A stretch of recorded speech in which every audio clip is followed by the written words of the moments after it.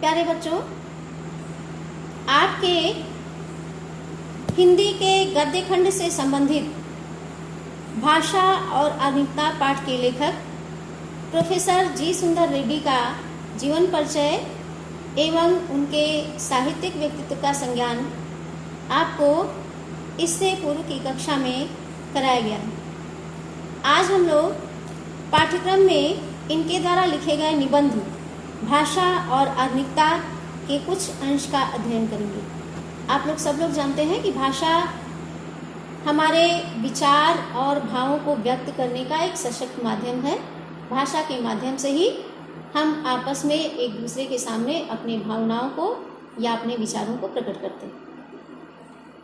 लेकिन उस भाषा में भी हम कैसे नयापन ला सकते हैं, कैसे हम उसको समय के साथ चला सकते हैं, इस विषय में प्रोफेसर रेड्डी ने इस निबंध में अपने विचारों को बहुत ही सशक्त ढंग से प्रस्तुत किया है। तो पाठ्य पुस्तक खोलकर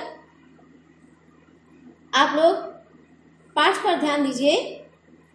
किसी भी क्षेत्र में रमणीयता लाने के लिए नित्य नूतनता की आवश्यकता होती है। इसी को दृष्टि में रखकर ही माघ ने कहा होगा, क्षणे क्षणे यन नवतामुपैति तदैव रूपम रमणीयताया। पाठ के प्रारंभ में ही, निबंध के प्रारंभ में ही बहुत अच्छी बात कही है लेखक ने कि यदि हम किसी चीज को रमणीय यानी आकर्षक बनाना चाहते हैं, उसके आकर्षण को बनाए रखना चाहते हैं, तो यह बहुत आवश्यक होता है कि हम उसमें नयापन लाते रहें, नवीनता लाते रहें। क्योंकि व्यक्ति मात्र का यह स्वभाव होता है, मनुष्य मात्र का यह स्वभाव होता है कि उसको नवीनता के प्रति उसके मन में तीव्र आकर्षण होता है। नई चीज़ों को ग्रहण करने की, नए रूप रंग को देखने की, कुछ नया करने की, कुछ नया सोचने की इच्छा उसमें सहज एवं स्वाभाविक होती है। तो ठीक इसी प्रकार से भाषा के संबंध में भी वही बात लागू होती है। माघ, महाकवि माघ जो संस्कृत के बड़े प्रसिद्ध कवि हैं, उनका उदाहरण दिया है लेखक ने कि क्षणे क्षणे यन्नवतामुपैति तदैव रूपम रमणीयताया। कहते हैं किसी भी चीज के रूप में रमणीयता यानी आकर्षण तभी तक अधिक होता है या उसके प्रति आकर्षण की भावना बलवती तभी होती है जबकि प्रतिक्षण उसमें कुछ नवीनता दिखाई दे, कुछ नयापन दिखाई दे।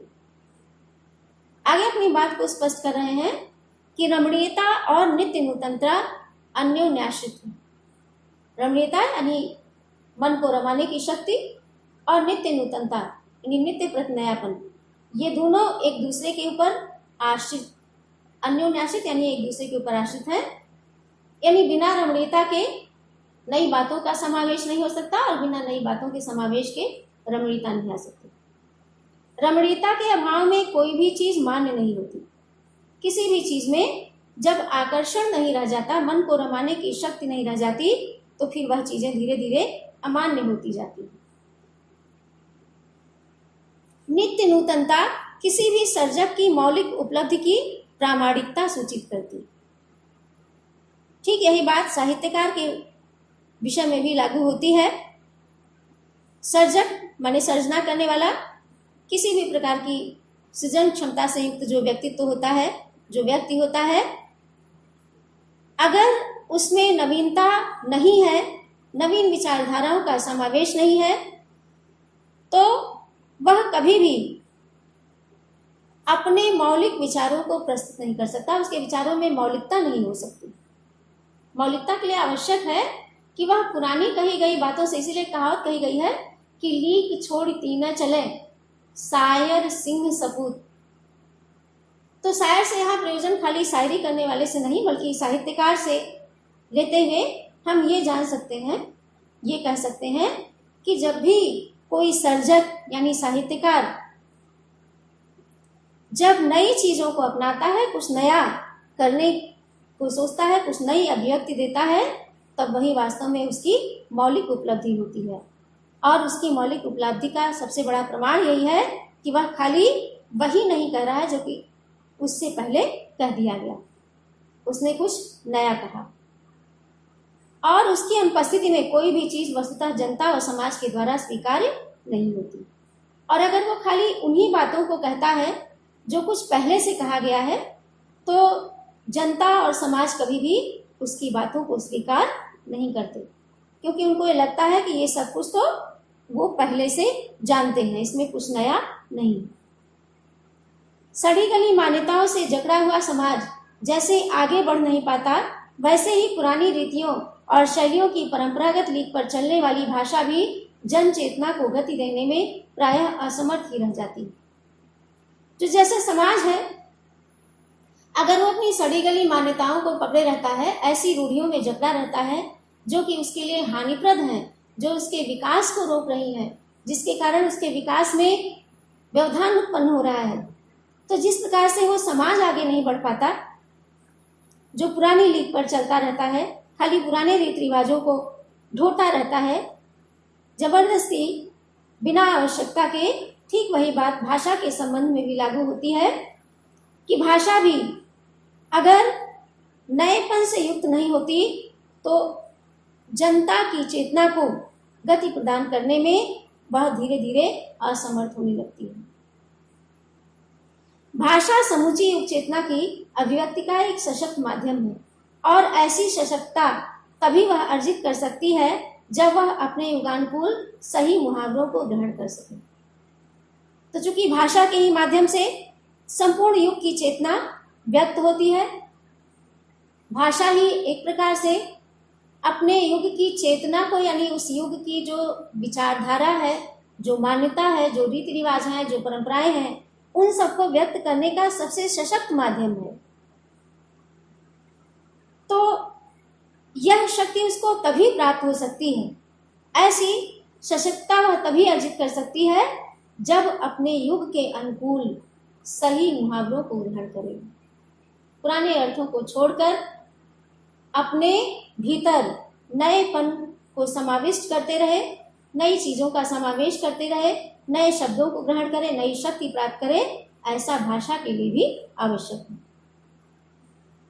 भाषा सामाजिक भाव प्रकटीकरण की सुबोधता के लिए ही उद्दिष्ट है, उसके अतिरिक्त उसकी जरूरत ही सोची नहीं जाती। तो भाषा का जो सबसे बड़ा कार्य है कि वह समाज के भावों को प्रकट करती, इससे बढ़कर उसकी और कोई आवश्यकता किसी के भी द्वारा नहीं सोची जाती। इस उपयोगिता की सार्थकता समसामयिक सामाजिक चेतना में प्राप्त अनेक प्रकारों की संश्लिष्टताओं की दुर्गता का परिहार करने में ही निहित है। तो यह जो उपयोगिता है, ये कब सार्थक हो सकती है? जब समय के अनुसार सामाजिक चेतना में जो भी विचारधाराएं आई हैं, जिस भी चीज को ग्रहण करने की आवश्यकता है, और जहां दुर्गता है उसको तज दिया जाए, जो कुछ भी स्वीकार करने योग्य है उसको स्वीकार कर लिया जाए। यदि भाषा इन गुणों को ग्रहण किए रहेगी, तभी उसका उपयोग सार्थक है और तभी वह अपनी सशक्तता को बनाए रह सकती है। कभी कभी अन्य संस्कृतियों के प्रभाव से और अन्य जातियों के संसर्ग से भाषा में नए शब्दों का प्रवेश होता है, और इन शब्दों के सही पर्यायवाची शब्द अपनी भाषा में न प्राप्त हो तो उन्हें वैसे ही अपनी भाषा में स्वीकार करने में किसी भी भाषा भाषी को आपत्ति नहीं होनी चाहिए। तो चूंकि मानव का स्वभाव है कि वह विभिन्न समाज, विभिन्न संस्कृति, विभिन्न सभ्यता के लोगों के संपर्क में आता है, तो कभी कभी ऐसा होता है कि किसी अन्य संस्कृति के प्रभाव से, अन्य जातियों के साथ से, उनके संसर्ग से भाषा में नए नए शब्द आते हैं, उस दूसरी भाषा के शब्द आते हैं, और उस दूसरी भाषा से आए हुए शब्द का एकदम सटीक अनुवाद, जिसको हम ट्रांसलेशन कहते हैं, या एकदम सटीक पर्यायवाची शब्द अपनी भाषा में नहीं उपलब्ध होता है। तो यदि ऐसी स्थिति है तो जिस भाषा से वह शब्द आया है, उस भाषा के शब्द को उसी रूप में स्वीकार कर लेना ही भाषा के लिए उत्तम है। भाषा को एक नई चेतना, एक नई शक्ति प्रदान करता है, और ऐसा करने के लिए किसी भी भाषा भाषी को यानी भाषा से संबंधित जो व्यक्ति है, भाषा को जो बोलने वाला है, उसको कभी आपत्ति नहीं होनी चाहिए।